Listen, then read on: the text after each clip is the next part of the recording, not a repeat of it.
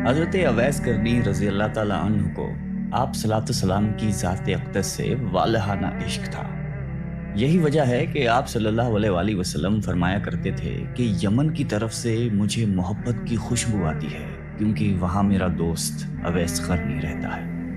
آپ نے فرمایا کہ قیامت کے روز حق تعالیٰ 70,000 فرشتے پیدا کریں گے جن کی اشکال خواجہ اویس کرنی کے جیسی ہوگی، اور ان کے جلوس میں خواجہ صاحب کو بہشت کی طرف لے جایا جائے گا۔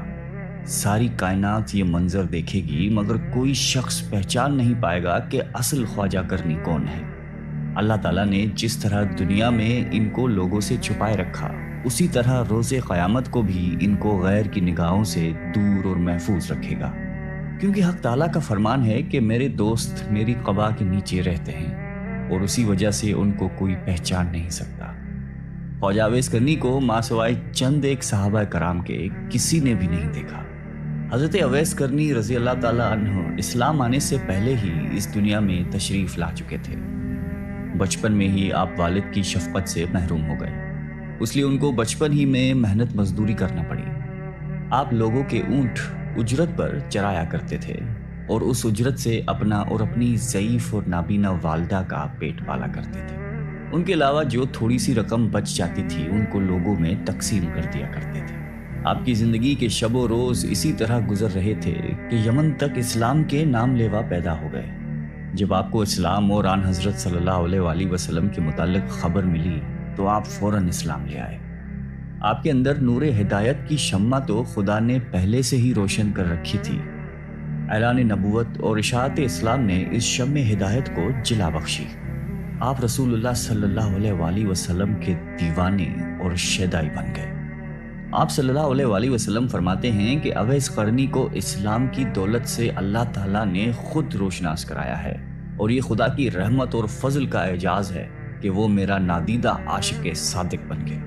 خواجہ اویس قرنی کو قرب رسول اور دیدار حبیب کا بڑا اشتیاق تھا، مگر آپ کو چشم باطنی کے اشارے سے حضرت نے مدینے آنے سے روکے رکھا۔ اس کی دو وجوہات تھیں۔ ایک تو خواجہ صاحب کی والدہ ضعیف اور بصارت سے محروم تھی، انہیں اکیلا چھوڑنا ناممکن تھا۔ دوسری، ان پر ہر وقت جذب طاری رہتا تھا، اس وجہ سے آپ صلی اللہ علیہ وآلہ وسلم نے خواجہ صاحب کو حکم دیا کہ آپ ہر وقت میری چشم باطن کے سامنے ہیں، لہٰذا آپ مدینے آنے کی بجائے اپنی والدہ کی خدمت میں ہمتن مصروف رہیں۔ غزوہ احد میں کفار کے حملے سے آپ صلی اللہ علیہ وآلہ وسلم کے 2 دانت شہید ہو گئے۔ تمام مسلمانوں کو اس بات کا بہت صدمہ ہوا، مگر جس عاشق رسول نے اس صدمے کو حقیقی شکل میں محسوس کیا، اس کو دنیا حضرت خواجہ اویس قرنی کے نام سے جانتی ہے۔ آپ فرماتے ہیں کہ مجھے جب معلوم ہوا کہ میرے آقا سردار دو عالم کے 2 دانت مبارک شہید ہو گئے ہیں تو مجھے یہ بالکل معلوم نہ تھا کہ آپ کے کون سے دانت مبارک شہید ہو گئے ہیں، مگر آپ کی موافقت نے مجھے بے چین کر دیا۔ میں نے پہلے ایک دانت توڑا، پھر مجھے خیال ہوا کہ شاید یہ والا دانت نہ ٹوٹا ہو، پھر دوسرا توڑا، پھر تیسرا توڑا۔ غرض یہ کہ جوں جنون موافقت شدت اختیار کرتا گیا، میں دانت توڑتا چلا گیا حتیٰ کہ سارے دانت توڑ ڈالے۔ اللہ تعالیٰ کو اپنے محبوب کے اس عاشق دلگیر کی یہ ادا بڑی پسند آئی اور اس کے لیے کیلے کا درخت پیدا کیا، کیونکہ ٹوٹے دانتوں کے ساتھ سوائے نرم کیلوں کے اور کوئی چیز کھانا ممکن نہیں تھی۔ صحابہ کرام نے آپ صلی اللہ علیہ وآلہ وسلم سے وقت وصال پوچھا کہ آپ کا خرقہ ہم کس کو دیں؟ آپ نے فرمایا کہ اویس قرنی کو۔ اس مقصد کی بجاوری کے لیے سیدنا حضرت عمر فاروق رضی اللہ تعالیٰ عنہ اور حضرت علی مرتضیٰ کوفہ تشریف لے گئے اور جمعہ نماز کے خطبے میں کہا، مسجد میں نجد سے تعلق رکھنے والے جتنے لوگ ہیں سب کھڑے ہو جائیں۔ چنانچہ اہل نجد کھڑے ہو گئے۔ ان سے پوچھا گیا کہ شہر میں کوئی اویس قرنی نام کا شخص ہے؟ سب نے جواب دیا کہ ہم اویس قرنی سے بالکل شناسا نہیں ہیں، ہاں البتہ ایک دیوانہ ہے جو لوگوں سے بیزار ہو چکا ہے اور ہر وقت ویرانوں میں رہتا ہے اور آبادی کی طرف بالکل نہیں آتا۔ حضرت عمر اور حضرت علی نے کہا کہ وہ کہاں ہے، ہمیں اس سے ملواؤ۔ عرض کی گئی کہ وہ وادی ارنا میں اونٹ چراتا ہے اور رات کو روکھی سوکھی کھا کر سوتا رہتا ہے، کسی سے بات نہیں کرتا۔ وہ کھانا جو ہم لوگ کھاتے ہیں اس کو پسند نہیں کرتا، لوگوں کو خوش دیکھتا ہے تو روتا ہے، اور جب لوگوں کو روتے ہوئے دیکھتا ہے تو خوش ہوتا ہے۔ جب حضرت عمر اور حضرت علی وادی ارنا میں پہنچے تو انہوں نے دیکھا کہ خواجہ اویس قرنی نماز ادا کر رہے ہیں۔ और उनके ऊँटों को फरिश्ते चरा रहे हैं। जब ख्वाजा अवैस नमाज से फारिग हुए तो हज़रत उमर ने आपको अस्सलाम वालेकुम कहा। जवाब मिला वालेकुम अस्सलाम। हज़रत अली ने आपसे नाम पूछा। जवाब दिया कि मेरा नाम अल्लाह का बंदा है। हज़रत उमर ने कहा कि अल्लाह के बंदे तो हम सब हैं, आप अपना ख़ास नाम बताइए। ख्वाजा साहब बोले कि मेरा नाम अवैस है। हज़रत उमर ने उनका हाथ पकड़कर वो निशान देखा जिसके मुतालिक हज़रत सल्लल्लाहु अलैहि वसल्लम ने जिक्र फरमाया था कि वो निशान अवैस की शनाख्त की अलामत होगा। हज़रत उमर ने जब वो निशान अलामत ख्वाजा अवैस के हाथ पर देखा तो उनके हाथ को बोसा दिया और कहा कि ए अवैस क़रनी, रसूलुल्लाह सल्लल्लाहु अलैहि वसल्लम ने आपको सलाम भेजा है और साथ ही ये मरका भी इनायत फरमाया है और वसीयत फरमाई है कि आप उम्मत मोहम्मदिया की बख्शिश के लिए दुआ करें। ख्वाजा अवैस करनी ने फरमाया कि ए उमर और अली, आप लोग हज़रत सल्लल्लाहु अलैहि वसल्लम के रफ़ीक ख़ास हैं और मुझसे अव्वला हैं। दुआ तो आप लोग करें क्योंकि आपका मर्तबा खुदा की दरबार में बहुत बुलंद है। हज़रत उमर और हज़रत अली यकज़बां होकर बोले, हम तो दुआ करते हैं मगर आप बमूजब वसीयत रसूलुल्लाह सल्लल्लाहु अलैहि वसल्लम उम्मत मुसलमा के लिए दुआ फरमाइए। ख्वाजा अवैस करनी ने फिर कहा कि ए उमर और अली, आप गौर कर लीजिए, शायद मैं वो अवैस ना हूँ, वो कोई और हो जिसका जिक्र महबूब खुदा ने फरमाया हो। हज़रत उमर फारूक ने फरमाया कि ए अवैस, रसूलुल्लाह सल्लल्लाहु अलैहि वसल्लम ने आपके मुतालिक 2 निशान बताए थे और वो दोनों निशान आपके पास मौजूद हैं, लिहाजा हमारी पहचान, शनाख्त और पहुँच बिल्कुल दुरुस्त है। ख्वाजा अवैस ने हज़रत उमर और हज़रत अली से कहा कि लाइए वो खिरका मुझे अता कीजिए ताकि मैं हस्ब हुक्म आका दुआ करूं।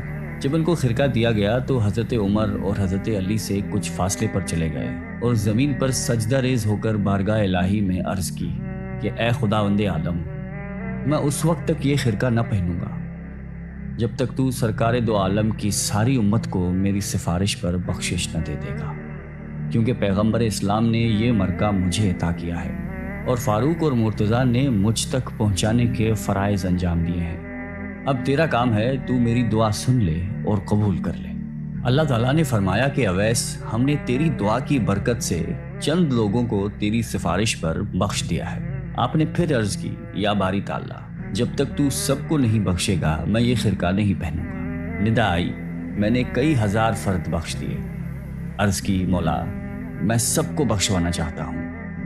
अभी ये कह सुन चल रही थी कि हज़रत उमर और हज़रत अली आपके करीब चले गए। आप दोनों को ख्वाजा अवैस करनी ने कहा कि आप लोग यहाँ क्यों आ गए हैं? मेरा और खुदा का सिलसिला जारी था। आप लोगों की आमद न होती तो मैंने उस वक्त तक ये खिरका नहीं पहनना था जब तक अपने आका की सारी उम्मत को न बख्शवा लेता, और मुझे पूरा यकीन था कि हक़ ताला ने मेरी सिफारिश पर हुजूर सल्लल्लाहु अलैहि वसल्लम की उम्मत के हर फर्द को बख्श देना था। मशहूर सहाबी हज़रत रब्बी रज़ी अल्लाह ताला अन्हु कहते हैं कि जब मैं ख्वाजा अवैस करनी की ज़ियारत को गया तो मैंने उन्हें फजर की नमाज में मशगूल पाया। नमाज से फारिग हुए तो अपने दुरूद व वज़ाइफ में मसरूफ़ हो गए, यहाँ तक कि ज़ोहर का वक्त आ गया। फिर ये कि बाद दीगर तमाम नमाज़ों और ज़िक्र इलाही में ऐसे मगन हुए कि सारी रात गुजर गई। मैं उनका बगौर मुशाहिदा करता रहा। इस तरह 3 दिन गुजर गए। मैंने देखा और हैरान रह गया कि इन 3 दिन और रातों में हज़रत ने न कुछ खाया न पिया, बल्कि इबादत में मशगूल रहे और लम्हा भर के लिए भी आराम नहीं किया। चौथी रात आप थोड़ी देर के लिए सोए और कुछ खाना भी खाया। फिर इस्तग़फ़ार करने लगे कि या इलाही, मैं तुझसे पनाह मांगता हूँ, मैं नींद और भूख के गलबे में मुब्तला हो गया। हज़रत रब्बी कहते हैं कि ख्वाजा अवैस करनी ने रातों की तकसीम की हुई थी। एक रात में सजदा करते तो पूरी रात सजदे में ही गुजार देते, और अगर रुकू करते तो शब भर रुकू की हालत में रहते। किसी रात को क़याम में ही बसर करते। गरज ये कि हर रात को दूसरी रात की तरह जिंदा रखते थे। ख्वाजा अवैस करनी रज़ी अल्लाह ताला अन्हु को हज़रत उमर ने पैगाम भेजा कि अगर आपकी इजाज़त हो तो कूफा के गवर्नर को लिखूं कि वो आपका ख़ास ख्याल रखे।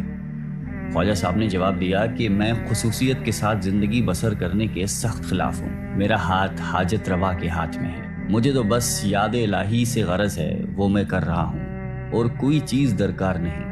उसके बाद आपने कूफा भी छोड़ दिया और किसी और इलाके में निकल गए जहां आपको कोई तलाश न कर सके। ایک دفعہ کا واقعہ ہے کہ حضرت اویس کرنی کو آپ صلی اللہ علیہ وآلہ وسلم کے دیدار کا شوق اس قدر پیدا ہوا کہ انہوں نے مدینے آنے کا ارادہ کیا۔ اب ادھر انہوں نے ارادہ کیا، ادھر آپ صلی اللہ علیہ وآلہ وسلم کو کسی غزوہ میں شرکت کرنے کے لیے مدینے سے باہر جانا پڑا۔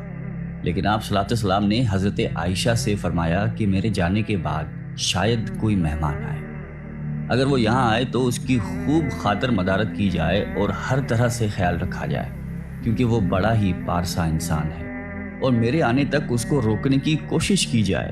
اگر وہ نہ رکنا چاہیں تو مجبور نہ کیا جائے، مگر اس کی شکل و صورت یاد رکھی جائے۔ یہ ہدایت دے کر رسالت مآب خود تو غزوہ میں شرکت کے لیے روانہ ہو گئے۔ بعد میں خواجہ اویس کرنی مدینہ تشریف لائے۔ ان کو جب پتا چلا کہ حضور سرور کائنات اس وقت مدینے میں نہیں، تو انہوں نے اسی وقت واپسی کا فیصلہ کیا۔ ان کو روکنے کی بڑی کوشش کی گئی، مگر وہ نہ رکے اور نہ ہی کسی قسم کی خاطر کروائی، بس واپس لوٹ گئے۔ جب آپ صلی اللہ علیہ وآلہ وسلم مدینہ واپس تشریف لائے تو آتے ہی انہوں نے حضرت عائشہ صدیقہ رضی اللہ تعالیٰ عنہا سے سوال کیا کہ کیا کوئی مہمان آیا تھا؟ ام المومنین نے عرض کی کہ اے اللہ کے رسول، ایک شخص جو کہ یمن سے آیا تھا، اس کی شکل و صورت چرواہوں کے جیسی تھی، آپ کو نہ پا کر وہ ایک لمحہ بھی یہاں نہیں ٹھہرا اور چلا گیا۔ آپ صلی اللہ علیہ وسلم بولے کہ عائشہ پتہ ہے وہ کون تھا؟ عرض کی کہ حضور میں بالکل نہیں جانتی۔ فرمایا کہ وہ اویس قرنی تھا، جو میرے دیدار کے لیے یہاں آیا تھا اور دیدار کی حسرت دل ہی میں لے کر واپس چلا گیا، اور وہ ٹھہر بھی نہیں سکتا تھا کیونکہ اس کی ایک والدہ ہے جو بوڑھی ہے اور آنکھوں سے معذور ہے، اور اس کی دیکھ بھال کرنے والا کوئی نہیں ہے، اس لیے اس کو ہر حال میں واپس جانا تھا۔ اور یہ وہ شخص ہے جو کہ خدا اور اس کے رسول کا سچا چاہنے والا ہے، جس کو صرف ذکر الہی سے غرض ہے اور وہ کسی چیز سے نہ مرعوب ہے نہ متاثر۔ اویس قرنی میرا عاشق ہے اور اللہ اسے محبت کرتا ہے۔ حضرت عائشہ نے جب یہ باتیں سنی تو اس کو خواجہ اویس قرنی کے مقام پر رشک آنے لگا اور فرمانے لگی کہ اے خدا کے حبیب، وہ شخص واقعی کس قدر عظیم ہوگا جس کے زہد و تقوی اور عبادت و ریاضت کی تعریف خدا اور اس کا محبوب کرے۔ مشہور تابعی حضرت حرم بن حیان رضی اللہ تعالیٰ عنہ کی ایک بار خواجہ اویس قرنی رضی اللہ تعالیٰ عنہ سے ملاقات ہوئی۔ وہ اپنی ملاقات کچھ اس طرح بیان کرتے ہیں۔ خواجہ اویس کرنی کوفہ میں مقیم تھے۔ میں نے آپ کی تعریف سنی، ملاقات کا شوق غالب ہوا اور میں ان کی زیارت کے لیے کوفہ پہنچا۔ لوگوں نے بتایا کہ وہ دریائے فرات پر ملیں گے۔ فرات کے کنارے پر پہنچا تو دیکھا کہ ایک شخص تنہا بیٹھا دوپہر کے وقت وضو کر رہا تھا اور کپڑے دھو رہا تھا۔ میں اویس کرنی کے اوصاف سن چکا تھا، اس لیے فوراً ہی پہچان گیا۔ ان کا جسم فربا اور رنگ گندمی تھا، سر منڈا ہوا تھا اور داڑھی گھنی تھی، بدن پر بہت بال تھے اور چہرہ بہت بڑا اور محیب تھا۔ صوف کا پاجامہ پہنے ہوئے تھے اور صوف ہی کی ایک چادر جسم پر تھی۔ میں نے قریب پہنچ کر سلام کیا۔ انہوں نے جواب دیا اور میری طرف دیکھ کر کہا کہ اللہ تمہیں سلامت رکھے۔ پھر میں نے مسافے کے لیے ہاتھ بڑھایا، لیکن انہوں نے مسافہ کرنے سے گریز کیا اور اپنے پہلے الفاظ دہرائے کہ اللہ تمہیں سلامت رکھے۔ مجھے ان کی حالت پر بڑا ترس آیا اور میری آنکھوں سے آنسو بہنے لگے۔ جب میں نے رقت بھرے لہجے میں کہا کہ اویس، خدا تم پر رحمت کرے اور تمہاری مغفرت فرمائے، تو وہ بھی رونے لگے اور مجھ سے مخاطب ہو کر فرمایا کہ حرم بن حیان، خدا تم پر رحم کرے میرے بھائی، تمہارا کیا حال ہے؟ تمہیں میرا نام و پتہ کس نے بتایا؟ میں نے عرض کیا کہ خدا نے۔ مگر اے اویس، یہ تو بتاؤ کہ تمہیں میرا اور میرے باپ کا نام کیسے معلوم ہوا؟ اس سے پہلے نہ میں نے تمہیں دیکھا ہے نہ تم نے مجھے۔ حضرت اویس نے جواب دیا کہ تمہارا نام مجھے اس نے بتایا ہے جس کے علم و خبر سے کوئی چیز باہر نہیں۔ میری روح نے تمہاری روح کی طرف توجہ کی اور میرے روح نے تمہاری روح کو پہچان لیا۔ مومن کی روحیں ایک دوسرے کو پہچان لیتی ہیں۔ میں نے عرض کی کہ رسول اللہ صلی اللہ علیہ وآلہ وسلم کی کوئی حدیث مبارک سنائیے تاکہ میں اسے یاد کر لوں۔ حضرت اویس قرنی نے فرمایا کہ میں نے سرکار دو عالم صلی اللہ علیہ وآلہ وسلم کی شرف صحبت حاصل نہیں کی، البتہ حضور صلی اللہ علیہ وآلہ وسلم کے صحابہ کرام کو دیکھنے کی سعادت نصیب ہوئی ہے، اور تم لوگوں کی طرح ان کی زبان سے میں نے بھی حضور کی احادیث سنی ہیں، لیکن میں اپنے اوپر یہ دروازہ کھول کر محدث، مفتی اور قاضی کہلانا پسند نہیں کرتا۔ مجھے خود اپنے نفس کے بہت سے کام ہیں۔ یہ کہہ کر وہ میرا ہاتھ پکڑ کر رونے لگے۔ میں نے درخواست کی کہ پھر قرآن حکیم کی ہی کچھ آیات سنا دیجیے۔ میرے دل میں آپ کی زبان سے قرآن سننے کا بے حد اشتیاق ہے۔ میری آپ سے محبت اور عقیدت خدا کے لیے ہے۔ میرے لیے دعا فرمائیے اور کچھ وصیتیں کیجیے۔ میری درخواست سن کر اویس رضی اللہ تعالیٰ عنہ نے اعوذ باللہ من الشیطان الرجیم پڑھا اور چیخ مار کر رونے لگے۔ پھر فرمایا میرے رب کا ذکر بلند ہے، اس کا قول سب سے سچا ہے، اس کا کلام سب سے اچھا ہے۔ یہ کہہ کر انہوں نے ان آیات کی تلاوت کی۔ حامیم والکتاب المبین انا انزلناہ فی لیلۃ مبارکۃ انا کنا منذرین هو العزیز الرحیم تک پڑھ کر چیخ ماری اور بے ہوش ہو گئے۔ ہوش میں آئے تو فرمایا حرم بن حیان تمہارا باپ مر گیا، عنقریب تم کو بھی مرنا ہے، کیا خبر جنت میں جائیں یا دوزخ میں۔ ابن حیان آدم فوت ہو گئے، حوا فوت ہو گئی۔ ابن حیان نوح اور ابراہیم خلیل اللہ فوت ہو گئے۔ ابن حیان موسیٰ اور داؤد فوت ہو گئے۔ ابن حیان محمد رسول اللہ فوت ہو گئے۔ ابو بکر صدیق فوت ہو گئے۔ ابن حیان میرے بھائی عمر بن خطاب فوت ہو گئے، اور یہ کہہ کر انہوں نے مغفرت کی دعا کی۔ اس وقت تک حضرت عمر فاروق رضی اللہ تعالیٰ عنہ زندہ تھے، اس لیے میں نے کہا کہ خدا آپ پر رحم کرے، عمر خطاب رضی اللہ تعالیٰ تو ابھی فوت نہیں ہوئے۔ فرمایا ہاں، جو کچھ میں نے کہا ہے اگر تم اس کو سمجھو تو خود جان جاؤ گے کہ میں اور تم بھی مردہ ہیں، ہونے والی بات ہو چکی ہے۔ اس کے بعد حضرت اویس کرنی رضی اللہ تعالیٰ عنہ نے سرکار دو عالم صلی اللہ علیہ وآلہ وسلم پر درود بھیجا، پھر کچھ اور دعائیں پڑھی اور فرمایا کہ حرم بن حیان، میری وصیت یہ ہے کہ کتاب اللہ کو مضبوطی سے پکڑو، اہل اللہ کی صحبت اختیار کرو اور نبی کرم صلی اللہ علیہ وآلہ وسلم پر ہمیشہ درود و سلام بھیجتے رہو۔ میں نے اپنی اور تمہاری موت کی خبر دے دی، آئندہ کسی ساعت موت سے غافل نہ رہنا، واپس جا کر اپنی قوم کو بھی نصیحت کرنا اور ڈرنا۔ خبردار، جماعت کا ساتھ کبھی نہ چھوڑنا، ورنہ بے دین ہو جاؤ گے اور قیامت میں آتش دوزخ کا ایندھن بننا پڑے گا۔ پھر انہوں نے دعا کی کہ الہی، یہ شخص کہتا ہے کہ اس کو تیرے لیے مجھ سے محبت ہے اور اس نے تیرے ہی لیے مجھ سے ملاقات کی، اس لیے خدا مجھے توفیق دے کہ میں جنت میں اس کا چہرہ پہچان جاؤں اور دارالاسلام میں میری اس کی ملاقات ہو۔ وہ دنیا میں جہاں کہیں بھی ہے اس کو اپنے حفظ و امان میں رکھنا، اس کو قناعت عطا کر اس کو اپنی نعمتوں کا شکر گزار بنا اور اس کو جزائے خیر دے۔ دعا کے بعد اویس قرنی نے مجھ سے فرمایا کہ اے حرم بن حیان، اب میں تجھے اللہ کے سپرد کرتا ہوں، آج کے بعد میں تم کو نہیں دیکھوں گا، مجھے شہرت پسند نہیں ہے، گوشہ خلوت ہی میرا رفیق ہے، آئندہ مجھے تلاش کرنے کی کوشش مت کرنا، مجھے ڈھونڈنے میں تم کامیاب نہیں ہو سکو گے، میں تمہیں ہمیشہ یاد رکھوں گا اور تم مجھے یاد رکھنا، میرے لیے دعائے خیر کرتے رہنا۔